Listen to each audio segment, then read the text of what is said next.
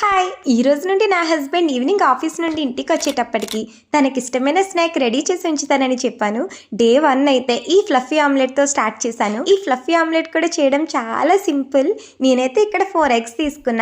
Egg వైట్ని egg ఎల్లోని separate చేసుకోవాలి. First ఈ egg ఎల్లోలో కొంచెం సాల్ట్ వేసుకుని బీట్ చేసి ఒక సైడ్ పెట్టుకోవాలి. సేమ్ ఎగ్ వైట్లో కూడా కొద్దిగా సాల్ట్ యాడ్ చేసి బీట్ చేయాలి. ఇది ఎంత బాగా బీట్ చేస్తే ఆమ్లెట్ అంతా ఫ్లఫీగా వస్తుంది. ఒక 10 మినిట్స్ తర్వాత ఇది ఇలా క్రీమీ టెక్స్చర్ వచ్చింది. ఇప్పుడు స్టవ్ ఆన్ చేసి ఒక ప్యాన్ పెట్టుకుని కొద్దిగా ఆయిల్ వేసుకుని ఫస్ట్ ఈ ఎగ్ ఎల్లోని వేసేసి 2 సైడ్స్ కూడా టర్న్ చేసుకోవాలి. దీనిపైన ఎగ్ వైట్ ని కూడా యాడ్ చేసేసి కొద్దిగా కారం చల్లుకుని మూత పెట్టేసి ఒక 5 మినిట్స్ లో ఫ్లేమ్ లో కుక్ చేసుకుంటే ఫ్లఫీ ఆమ్లెట్ రెడీ అయిపోతుంది.